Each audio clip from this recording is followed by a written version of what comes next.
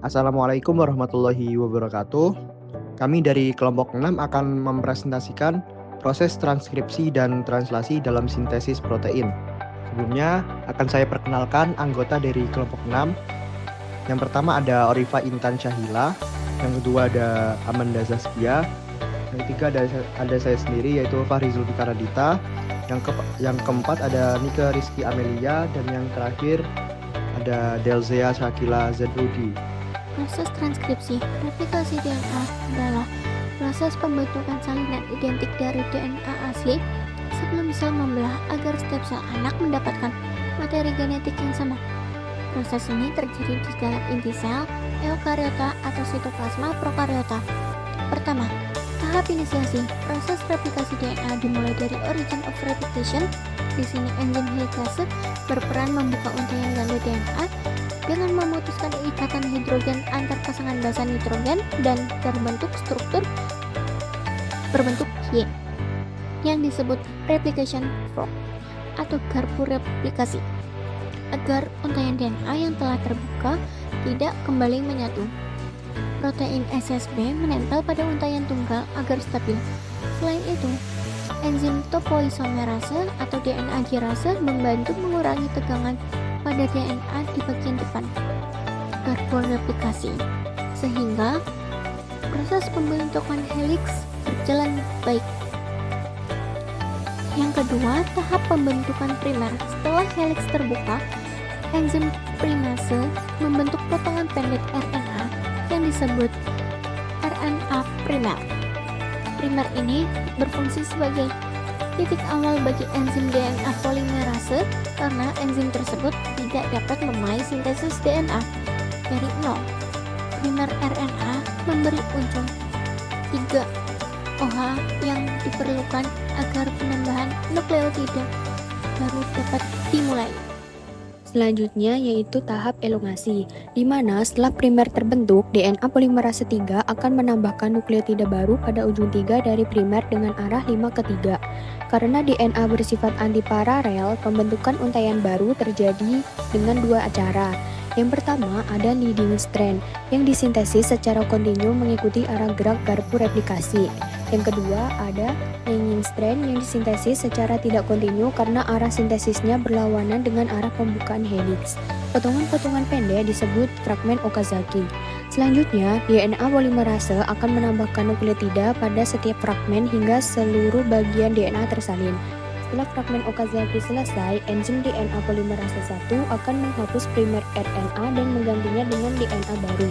Kemudian, enzim DNA ligase akan menyambungkan setiap fragmen Okazaki dengan membentuk ikatan fosfodiester antara ujung 3 dan 5, sehingga terbentuk satu untaian DNA yang utuh dan kontinu.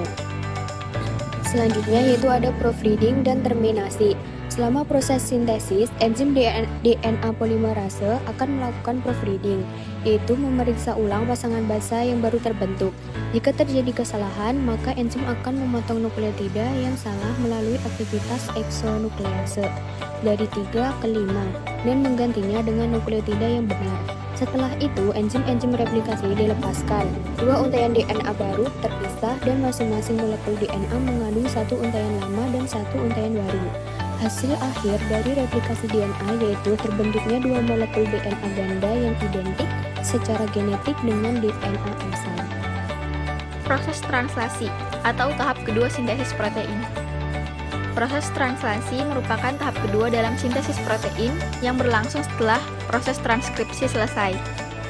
Nah, setelah DNA ditranskripsikan menjadi mRNA di dalam inti sel, molekul mRNA keluar ke sitoplasma melalui pori-pori inti dan berinteraksi dengan ribosom, yaitu organel tempat perakitan protein.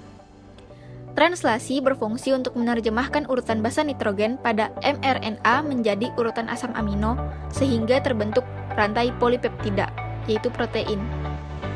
Nah, dengan kata lain, translasi mengubah bahasa genetik nukleotida menjadi bahasa protein asam amino. Selanjutnya, komponen utama dalam proses translasi. Nah, agar proses translasi berlangsung, dibutuhkan 3 komponen utama, yaitu mRNA, tRNA, dan rRNA.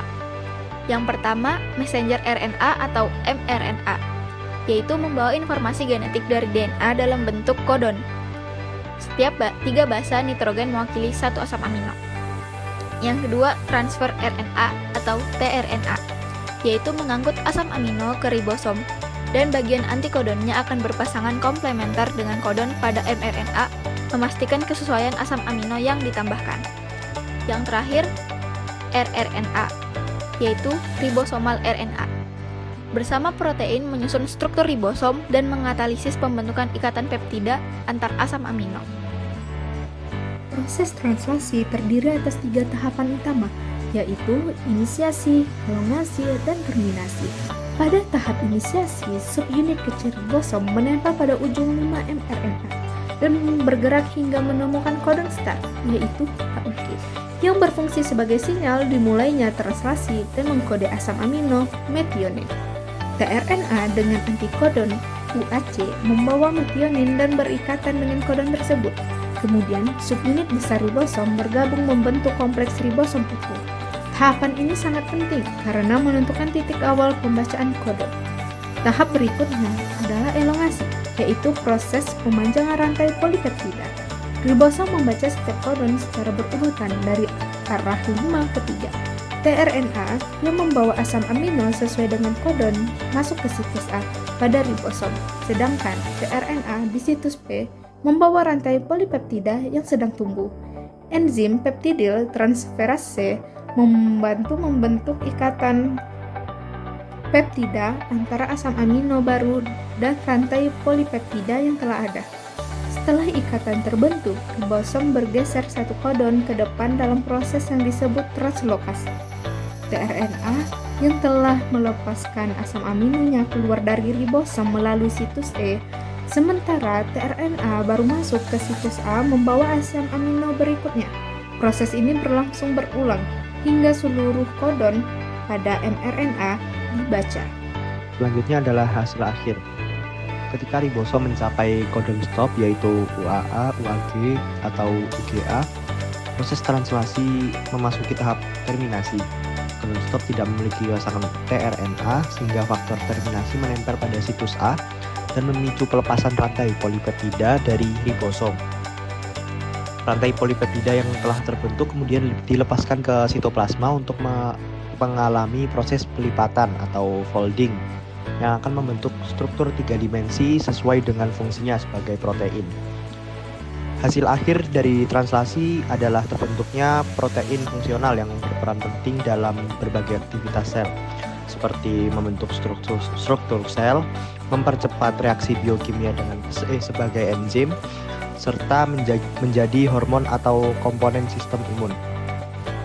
Dengan demikian, translasi merupakan tahap krusial dalam dogma sentral biologi molekuler, DNA, RNA, lalu protein.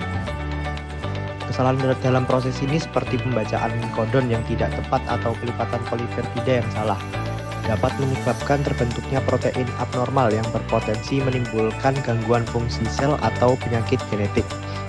Secara keseluruhan, translasi dapat diibaratkan sebagai proses penerjemahan pesan genetik menjadi bentuk nyata perubahan berupa protein yang bekerja di dalam tubuh. Proses yang dimulai dari DNA yang menyimpan informasi, kemudian diteruskan oleh mRNA yang membawa pesan, hingga akhirnya ribosom yang menyusunnya menjadi protein, menunjukkan betapa teraturnya mekanisme kehidupan di tingkat molekuler.